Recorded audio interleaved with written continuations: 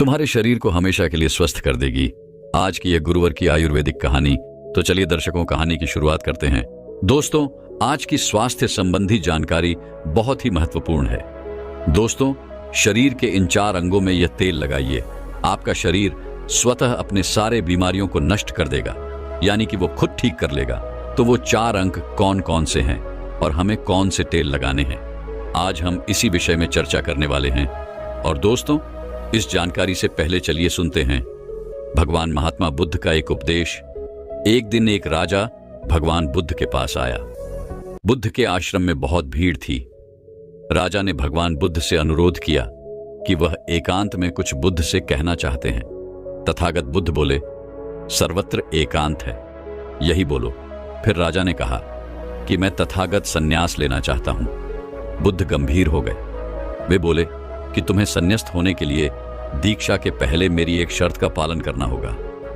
राजा ने स्पष्ट किया कि जब दीक्षा लेनी ही है और संन्यास्त होना ही है तो मुझे आपकी सभी शर्तें मंजूर हैं।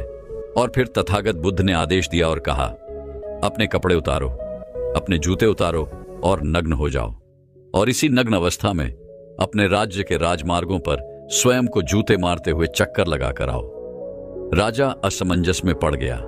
तथागत बुद्ध ये क्या कह रहे हैं? मैं एक राजा हूं, इस तरह से मैं नग्न होऊंगा और नग्न होकर अपनी ही सड़कों पर कैसे खुद को जूते मारते हुए चक्कर लगाओ। लेकिन फिर भी राजा को संन्यास्त होना था, तो उन्होंने भगवान बुद्ध की शर्तें मान ली और वे वैसा ही करने के लिए निकल पड़ा। राजा ने वैसा ही किया। वह नग्न होकर स्वयं को जूते मारते हुए राज्य की सड़कों पर दौड़ने लगा। और यहां उसके चले जाने पर शिष्य ने बुद्ध से कहा कि भंते, जब हम आपसे दीक्षा लेने आए थे तब आपने तो ऐसी कठोर शर्त नहीं लगाई थी। आप तो स्वयं करुणा अवतार हैं, फिर आपने राजा के साथ ऐसा कठोर व्यवहार क्यों किया? तब भगवान बुद्ध बोले, जब तुम लोग संन्यास लेने आए थे तब तुम्हारे अहंकार बहुत बड़े नहीं थे, इसीलिए तुम लोगों से घर घर भिक्षाटन करवा के ही काम बन गया। यह तो एक बड़े राजा है, इसका अहंकार भी बहुत बड़ा है, इसलिए जितना बड़ा रोग उतनी बड़ी दवाई। इसलिए महारोग की दवाई भी अधिक शक्तिशाली होती है। किसी कारणवश मैंने इनका परीक्षा भी इतना कठिन किया है। राजा जब इस दशा में अपनी ही प्रजा के सामने से गुजरेगा तो उसका अहंकार चूर चूर हो चुका होगा। राजा ने शाम तक शर्त पूरी कर ली और बुद्ध के चरणों में आकर गिर गया और फिर बोला, तथागत, अब तो मुझे आप दीक्षा देकर मुझे संन्यास्त करें। भगवान बुद्ध ने राजा के सिर पर मुकुट रखा और कहा कि अब तुम्हें संन्यास लेने की जरूरत ही नहीं है। जाओ और कर्ता भाव छोड़कर साक्षी भाव से राज करो। अब तो तुम राजस्व हो चुके हो, अब तुम राजस्व हो। देखिए दोस्तों, किस तरह से भगवान बुद्ध ने एक राजा को उपदेश दिया और राजा का जीवन धन्य हो गया। दोस्तों, ये छोटे से उपदेश से आपको क्या ज्ञान प्राप्त हुआ, कमेंट में हमें जरूर बताइएगा। चलिए अब जानते हैं स्वास्थ्य से संबंधित बहुत ही महत्वपूर्ण जानकारी। क्या आप जानते हैं कि यह हमारा शरीर किससे बना है? यह सबसे पहले जानना बहुत जरूरी है। और हमारे शरीर में कौन से 3 दोष पाए जाते हैं? हमारा शरीर 5 तत्वों से बना है और हमारे शरीर में 3 दोष पाए जाते हैं। वह दोष पित्त दोष और कफ दोष। इसे जरूरी है क्योंकि यह हर एक बीमारी का कारण होता है, क्योंकि हर एक बीमारी की जड़ यही 3 दोष है। इसीलिए जानना जरूरी होता है। तो आपका शरीर का सबसे महत्वपूर्ण दोष यह 3 दोष हैं, पित्त दोष, वात दोष और कफ दोष। अगर आपके शरीर का वात दोष गड़बड़ हो गया तो 60 से 70% बीमारी होगी। अगर आपके शरीर का पित्त दोष गड़बड़ हो गया तो आपके शरीर में 15 से 20% बीमारियां होती हैं। और यदि आपके शरीर का कफ दोष गड़बड़ हो गया तो 5 से 10% बीमारी होती है। अब इस तीनों प्रवृत्ति हमारे शरीर में कब से कब तक रहती है? जब हम जन्म से बाल्य अवस्था में रहते हैं, यानी जब हमारा जन्म होता है और 14 साल की उम्र तक हमारे शरीर में कफ प्रवृत्ति ज्यादा होती है। इस समय कफ ज्यादा बनता है। यह प्रकृति की देन है। कफ इसलिए बनता है क्योंकि हमारा शरीर ग्रो करता है। कफ बनना जरूरी है क्योंकि यह कफ हमारे शरीर के बहुत ही महत्वपूर्ण अंग है। बस हमें यह ध्यान देना है, हम अपने बच्चों को ऐसी कोई चीज नहीं देना है जिससे उनका कफ और बढ़ जाए, क्योंकि बच्चे उस समय कुछ नहीं जानते। पेरेंट्स को जागरूक होना होगा। बस हमें अपने बच्चे को कुछ भी ऐसे चीज नहीं देना है जिससे उसका कफ और बढ़ जाए। कफ बनाने वाली चीजें हमें उन्हें नहीं खिलानी है। नहीं तो क्या होगा, कॉफ से संबंधित जो 5 से 10% बीमारी है, जैसे टीवी, दमा, एस्मा, एस्नोबिलिया, ये सारी बीमारियां इसकी वजह से होती हैं। ये हर पेरेंट्स को ध्यान देना होगा। उसके बाद हम आते हैं बाल्य अवस्था से युवा अवस्था में। युवा अवस्था की आयु कितनी होती है? जब हम 15 साल से 60 साल के बीच में होते हैं, इस समय हमारा शरीर युवा अवस्था में होता है। इस समय हमारे शरीर में पित्त प्रवृत्ति सबसे ज्यादा होती है, सबसे ज्यादा पित्त बनता है। इसलिए हमें यह ध्यान देना होगा कि हम ऐसी कोई भी चीज ना खाएं जिससे हमारा पित्त दोष बढ़ जाए। अगर हमारे शरीर में पित्त दोष बढ़ जाएगा तो हमारे शरीर में 15 से 20% बीमारियां होती हैं। इसके बाद हमारा आता है वृद्धावस्था। 60 साल की उम्र हमारा वृद्धावस्था होता है। इस समय हमारे शरीर में वात दोष बढ़ता है और वात दोष से संबंधित 60 से 70% बीमारियां हमारे शरीर में होती हैं। तो आपको ऐसी कोई चीज नहीं खाना है जिससे वात दोष बढ़े। तो दोस्तों, ये आप समझ गए कि आपके शरीर में 3 दोष का क्या रोल है। इसलिए इन 3 दोषों से संबंधित जो भी जानकारी जहां से भी उपलब्ध हो, एकत्र करें और उसे अपने जीवन में लागू करें, कारण को दूर करें और हमेशा इस बात का ध्यान रखें कि इन 3 दोषों में क्या खाना चाहिए और क्या नहीं खाना चाहिए। इन दोषियों को बढ़ाने वाली चीजें कभी ना खाएं। अब आप इन तीनों दोषियों के बारे में जान गए हैं, तो अब जान लें कि आपका शरीर 5 तत्वों से कैसे बना है। आपका शरीर 5 तत्वों से बना है और इन 5 तत्वों में प्रोटीन्स, विटामिन, सारे तत्व आते हैं। अब इस 5 तत्वों में और 3 दोषों में जो भी कमी आती है, तभी आपका शरीर बीमार होता है, अन्यथा आपका शरीर बीमार नहीं होता। अब आप समझ गए आपका शरीर बीमार होने का क्या कारण है। जैसे कुछ लोग रोते हैं, भगवान ने हमें यह कष्ट दे दिया, भगवान ने हमें यह बीमारी दे दिया, हमें गैस्ट्रिक अल्सर हो गया, हमें थायराइड, ब्लड प्रेशर, शुगर हो गया। क्यों हो गया? भगवान ने नहीं दिया, आपने खुद पाला है। जब प्रकृति आपको खाना खाने के नियमों का पालन करने के लिए कहती है, पानी पीने के नियमों का पालन करिए, इस प्रकृति का नियम पालन करिए, तो आप क्यों नहीं कर रहे हैं? जबकि हमारा शरीर उसी तत्वों से बना है, प्राकृतिक तत्वों से ही तो बना है। हमारा शरीर भी पानी से ही तो बना है, खाने से ही तो बना है, पोशाक तत्वों से ही तो बना है। ये सारे नियमों का आपको पालन करना होगा। अब जब ये हमारा पित्त दोष कह रहा है कि ये चीज मत खाइए, पित्त और बढ़ेगा, तो आप उसे क्यों खाते हैं? पिज्जा, बर्गर आप क्यों खाते हैं? चाय आप क्यों पीते हैं? चीनी आप क्यों खाते हैं? मैदा आप क्यों खाते हैं? जब आप ये सारी चीजें खा रहे हैं तो आपके पेट में एसिडिटी बनेगा, आपका पाचन तंत्र बीमार पड़ेगा। तो जब आपका पाचन तंत्र बीमार होगा तो अनेक बीमारियां आपको आएगी। ये तो आप खुद कर रहे हो ना। अब ब्रह्मांड नहीं दे रहा है, भगवान नहीं कर रहा है, हम आप इसे खुद जाने अनजाने में कर रहे हैं। हम अपने मन को, अपनी जीभ को कंट्रोल नहीं कर पा रहे हैं। तो दोस्तों, ये सारी चीजें आप छोड़ दीजिए। अब बात करते हैं कि हमें अपने शरीर पर कौन सा तेल लगाना चाहिए, कहां पर लगाना चाहिए, इस बारे में जानते हैं। आप समझ गए आपके शरीर का निर्माण कैसे होता है। इसे सुरक्षित रखना आपके हाथ में है। इसकी सुरक्षा आप खुद कीजिए। शरीर के 4 महत्वपूर्ण अंग हैं जिससे आपकी शरीर की सारी नसें जुड़ी हुई हैं। पहला है नाभि, दूसरा है पैर का तलवा, तीसरा है आपकी नाक और चौथा है आपका सर। ये 4 सबसे महत्वपूर्ण अंग है और इन चारों जगह पर आपको तेल लगाना है। बस ये ध्यान देना है कि आपको कब लगाना है और कैसे लगाना है। तो सबसे पहले चलते हैं आपके पैरों के तलवे। जो व्यक्ति रोज सुबह जागकर मॉर्निंग वॉक करता है, नंगे पैर जमीन पर या फिर हरी घास पर, तो दोस्तों उसकी आंखों की रोशनी कभी कम नहीं होती। तो इसीलिए आपको पैरों के तलवे में शुद्ध तोरी का तेल लगाना है। इसके अलावा आप शुद्ध सरसों का तेल भी लगा सकते हैं। जब आप रात में सोने जाएं तो उसके पहले गुनगुने पानी से अपना पैर धो लीजिए। पैर धोने के बाद बढ़िया से उसे साफ कर लीजिए, सूख जाए जब आप बिस्तर पर लेट जाएं, और अपने हाथ से मालिश कर लीजिए। रात में सोते समय यही शुद्ध सरसों का तेल, और जैसे ही आप अपने 5 मिनट दोनों हाथों से मालिश करेंगे, तेल से गर्माहट आएगी, तुरंत ही आपको नींद आना शुरू हो जाएगा।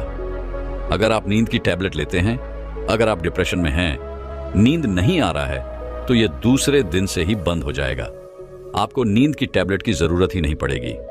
आपका पागलपन दूर हो जाएगा।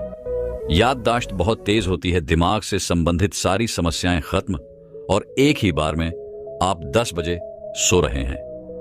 4 बजे से पहले आपकी नींद ही नहीं खुलेगी। इतनी बढ़िया नींद आती है तो पैर के तलवे में तेल लगाने से आपका पाचन तंत्र मजबूत होता है, याददाश्त तेज होती है, भूख लगती है, शरीर में शक्ति मिलती है, ऊर्जा मिलती है, यानी कि शरीर की सारी पोशाक तत्वों को आपूर्ति कर देता है। दूसरा स्थान है नाभि, जो कि आपके शरीर का सबसे महत्वपूर्ण अंग है। नाभि के पीछे एक ग्रंथि पाई जाती है और इसी ग्रंथि से शरीर की सारी नसें जुड़ी हुई होती हैं, और यह शरीर की सबसे शक्तिशाली ग्रंथि होती है। इसलिए नाभि में तेल लगाना चाहिए। आप देखते होंगे जब आपके घर में छोटा बच्चा होता है तो माताएं उस बच्चे की तेल से मालिश करती थीं, लेकिन अब तो बच्चों को तेल लगाना ही बंद कर दिया। पहले माताएं 8 से 10 बार दिन में बच्चे की तेल से मालिश करती थीं। वे कहती थी कि हम जितनी बार तेल की मालिश करेंगे उनकी हड्डियां उतनी ही मजबूत होगी, और वह घर पर बना हुआ शुद्ध सरसों का तेल होता था। और वह शुद्ध सरसों घर का तेल और किसका बनाती थी? किसी सरसों को घूम करके, सरसों को रोक कर पहले जो उसी से मालिश करती थी, पहले वह लगा देती, उसके बाद छोड़ा करके। लेकिन आज फैशन बदल गया है। लोग तरह तरह के केमिकल युक्त तेलों से मालिश कर रहे हैं। यह किसी काम का नहीं दोस्तों। कंपनियां हमें सिर्फ बेवकूफ बनाती हैं और इससे सिर्फ बीमारियां होती हैं, क्योंकि बच्चों की मालिश के लिए सबसे अच्छा तेल सरसों का है। और गांव के बच्चों को माताएं आज भी सरसों के तेल की मालिश करती हैं। गांव के बच्चे शहर के बच्चों की तुलना में कितने कमजोर हैं, इसे आप खुद अनुमान लगा सकते हैं। तो दोस्तों, यह नाभि आपके शरीर का सबसे शक्तिशाली हिस्सा है। तो जब माताएं नाभि में तेल की मालिश करती थी तो पहले फूंक मारती थी। फूंक मारने के बाद उसमें तेल लगाती थी और दिन भर में 3 से 4 बार तेल लगाती थी। तो दोस्तों, आपको भी आज से शुद्ध सरसों का तेल रात में सोते समय नाभि में लगाना है। और जब आप नाभि में तेल लगाते हैं तो इसके क्या फायदे होते हैं, आप यह जानकर चौंक जाएंगे। पहला फायदा, आपको अच्छी नींद आएगी। दूसरा फायदा, दिमाग से संबंधित कोई भी समस्या नहीं होगी। तीसरा फायदा, आपका पाचन तंत्र मजबूत रहेगा। चौथा फायदा, आपको भूख बढ़िया लगेगी। पांचवा फायदा, आपके शरीर का सारा दर्द दूर हो जाएगा। छठा फायदा, आपकी आंखों की रोशनी बढ़ जाएगी, यानी कि शरीर के हर एक अंग के लिए फायदेमंद है। पैर का तलवा हो गया, नाभि हो गई। अब हम एक कदम आगे चलते हैं, वह है नाक, कान और आंख। तो दोस्तों, आपको नाक में क्या करना है? अगर आपको गाय का शुद्ध देसी घी मिल जाए तो घी की 1 बूंद दाएं नाक में और 1 बूंद बाईं नाक में, दोनों नाक में 1-1 बूंद डालनी है। रोजाना दोनों नाक में 1-1 बूंद डालें। इसके इतने फायदे हैं, मैं यहां गिनाते गिनाते थक जाऊंगा। आपका पागलपन दूर हो जाएगा। अगर किसी को पागलपन है, अगर पागलपन का इलाज चल रहा है तो 3 से 4 महीने के अंदर पागलपन की दवा बंद हो जाएगी। अगर आपके कान के पर्दे में छेद है तो बिना ऑपरेशन के ठीक हो जाएगा। आपको नींद की समस्या है, नींद की समस्या दूर हो जाएगी। आपकी याददाश्त कमजोर है, याददाश्त आपकी तेज हो जाएगी। शरीर में कमजोरी है, शरीर की कमजोरी दूर हो जाएगी। जुकाम आपको कभी पूरी जिंदगी में नहीं होगा। जुकाम, सर्दी की नाक से संबंधित जितनी भी बीमारी है आपको नहीं होगी। अब एक अंग और है जहां से आपका शरीर और पूरा दिमाग जुड़ा हुआ है, वह है सिर। अगर गर्मी का सीजन है तो आप स्नान करते होंगे।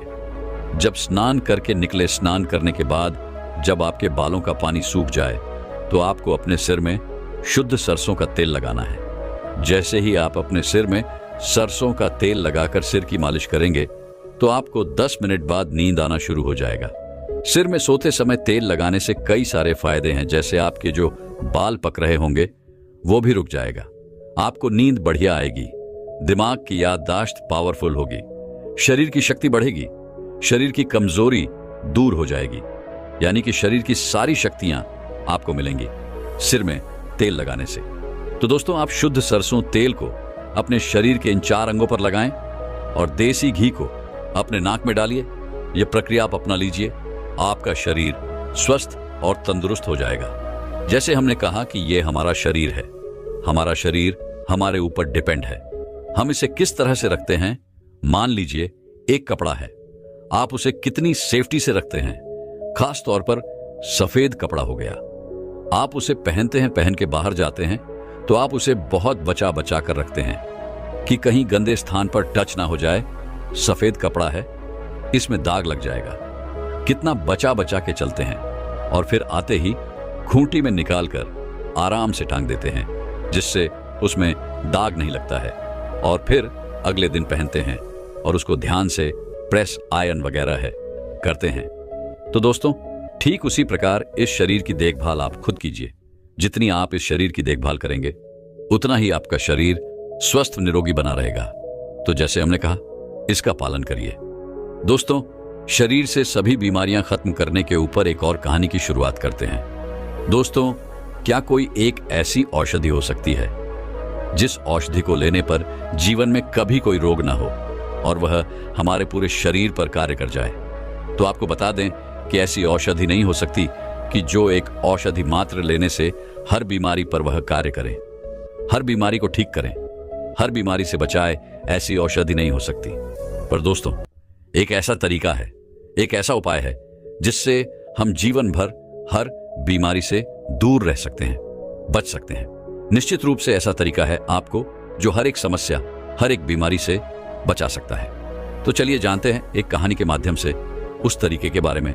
एक बार एक आदमी जो हमेशा बहुत बीमार रहता था, वो एक दिन आयुर्वेद के बहुत बड़े गुरुजी के पास जाता है और गुरुदेव से पूछता है कि हे गुरुदेव, क्या कोई ऐसी औषधि है? यदि है तो मुझे बताइए, जो कि एक ही औषधि से सारे रोगों को खत्म कर दे। यदि ऐसा कोई औषधि है तो मुझे बताइए। मैं अपनी इन शारीरिक समस्याओं से, रोगों से, बीमारियों से बहुत ज्यादा परेशान हूं। तब गुरुदेव बोले, अगर तुमने यह पूछा होता कि क्या कोई ऐसा उपाय है जिन्हें करने से सारे रोग खत्म हो जाए, तो मैं कहता हाँ, ऐसा उपाय है, पर एक ही औषधि जो अनेक रोगों में, बीमारियों में काम करे, ऐसी कोई औषधि बनी ही नहीं है। पर एक ऐसा उपाय है। तब वह व्यक्ति बोला, ठीक है गुरुजी, आप वो उपाय के बारे में हमें बताने का कष्ट करें। तब वो गुरुदेव बोले, आज मैं तुमको ये बताऊंगा कि हम कैसे अपने पूरे स्वास्थ्य को ठीक रख सकते हैं और शरीर की कोई सी भी कितनी भयानक बीमारी से बच सकते हैं। तो यह तरीका है अपने शरीर की प्रकृति को समझना, अपने शरीर की प्रकृति को हमेशा संतुलित रखना।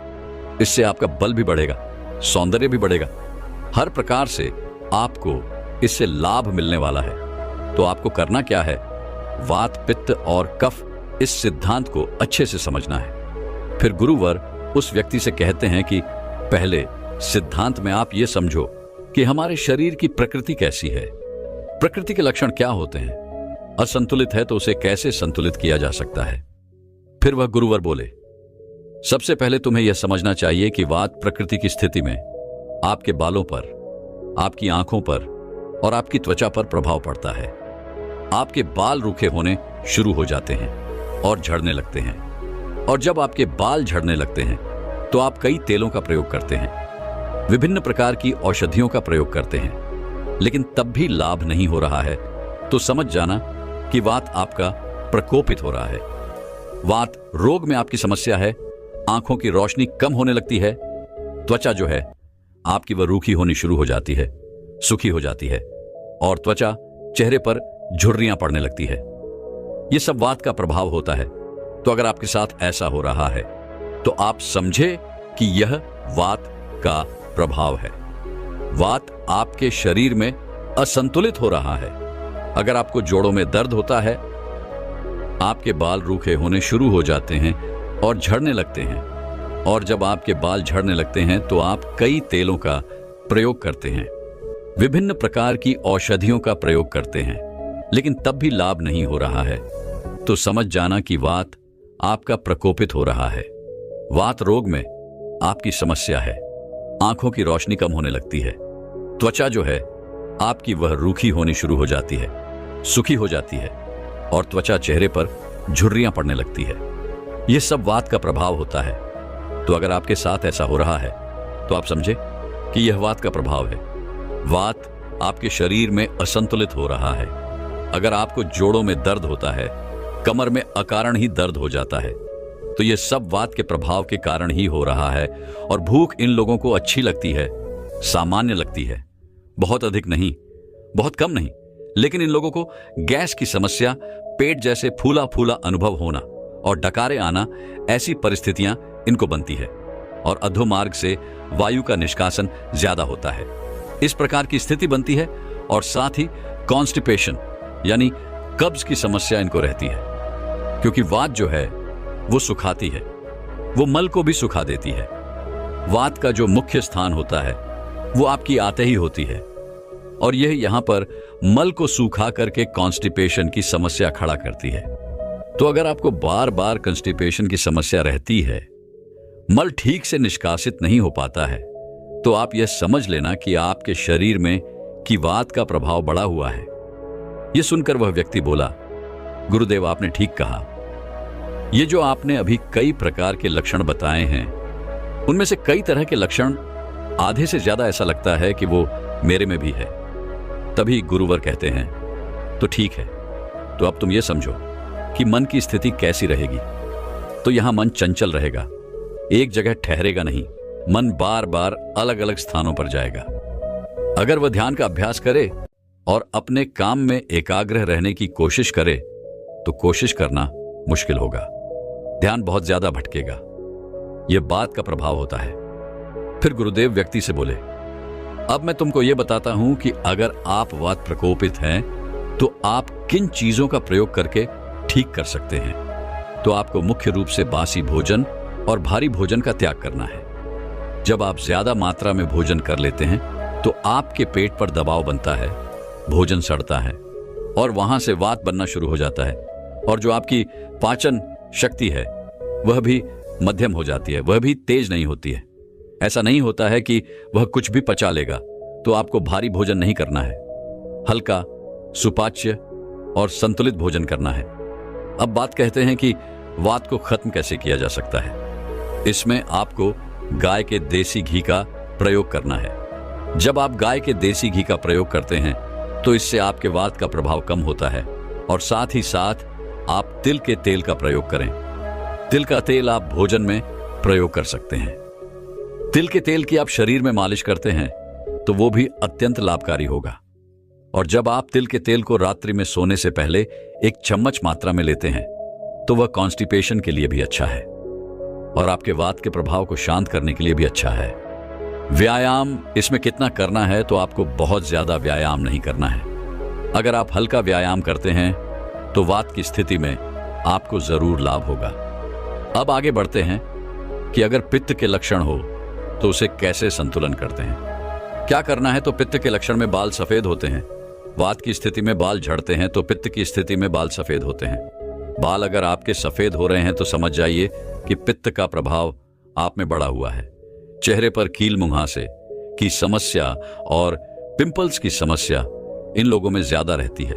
साथ ही जो ये लोग भोजन करते हैं, अगर उसमें मिर्च मसाले वाली सब्जी ज्यादा होगी, तो यह और भी अत्यधिक नुकसान पहुंचाता है। इसलिए इन लोगों को मिर्च मसालों का त्याग करना है। फास्ट फूड, जंक फूड, बहुत ज्यादा तेल में तली हुई चीजों का तो त्याग करना होता है। अगर आप अच्छा सुपाच्य भोजन करते हैं, तो आपको इससे लाभ होगा। अगर आपको एसिड बहुत बनता है, खट्टी डकारे आती है और कब्ज की बहुत ज्यादा समस्या होती है, तो ऐसा समझे कि आपका पित्त प्रकोपित है। पित्त की समस्या है तो पाचन का शिकार हो सकता है। तो ऐसे में आपको सबसे पहले ध्यान देना होगा। आहार में आपको अपने आहार का ध्यान रखना होगा। आपको एसिडिक चीजों का प्रयोग कम से कम करना होगा और अल्कलाइन यानी क्षारीय चीजों का प्रयोग आपको ज्यादा करना है। अगर आप एसिडिक चीजें ज्यादा खाएंगे, तो आपके शरीर में जो पित्त बढ़ा हुआ है वह और भी ज्यादा बढ़ जाएगा, जिससे समस्याएं और बढ़ेगी। अगर आप एसिडिक चीजों की जगह अल्कलाइन चीजों को ज्यादा खाओगे, जैसे कि हरी सब्जियां, फल, आपको ज्यादा खाना है। नारियल पानी पीते हैं, जूस पीते हैं, पेठे का जूस पीते हैं, लौकी का जूस पीते हैं। अगर आप ऐसी चीजों का सेवन करते हैं, तो आपकी जो पित्त की समस्या है वह बहुत जल्दी ठीक होना शुरू हो जाएगी। अगर आपको शुगर की समस्या है तो वह भी ठीक होना शुरू हो जाएगी। इस समस्या में आपको एसिडिक डाइट को कम करना है और एल्कलाइन डाइट को बढ़ाना है। अम्लीय जो चीजें हैं उनको कम करते जाना है। इन लोगों की जो मानसिक स्थिति होती है ज्यादा क्रोध वाली होती है, गुस्से वाली, अस्थिर होती है, यानी कि बहुत ज्यादा छोटी सी छोटी चीजों में भी बहुत ज्यादा रिएक्ट करते हैं, तो यह उनकी मानसिक स्थिति को दर्शाता है। तो अगर इस प्रकार की आपकी मानसिक स्थिति बनी हुई है तो समझें पित्त प्रकृति का यह प्रभाव होता है। और फिर गुरुदेव बोले तो इस प्रकृति को ठीक कैसे किया जाए? तो किया जाए, कमर में अकारण ही दर्द हो जाता है तो यह सब वात के प्रभाव के कारण ही हो रहा है। और भूख इन लोगों को अच्छी लगती है, सामान्य लगती है, बहुत अधिक नहीं, बहुत कम नहीं, लेकिन इन लोगों को गैस की समस्या, पेट जैसे फूला फूला अनुभव होना और डकारे आना, ऐसी परिस्थितियां इनको बनती है। और अधोमार्ग से वायु का निष्कासन ज्यादा होता है, इस प्रकार की स्थिति बनती है। और साथ ही कॉन्स्टिपेशन यानी कब्ज की समस्या इनको रहती है, क्योंकि वात जो है वो सुखाती है, वो मल को भी सुखा देती है। वात का जो मुख्य स्थान होता है वो आपकी आते ही होती है, और यह यहां पर मल को सूखा करके कॉन्स्टिपेशन की समस्या खड़ा करती है। तो अगर आपको बार बार कॉन्स्टिपेशन की समस्या रहती है, मल ठीक से निष्कासित नहीं हो पाता है, तो आप यह समझ लेना कि आपके शरीर में की वात का प्रभाव बढ़ा हुआ है।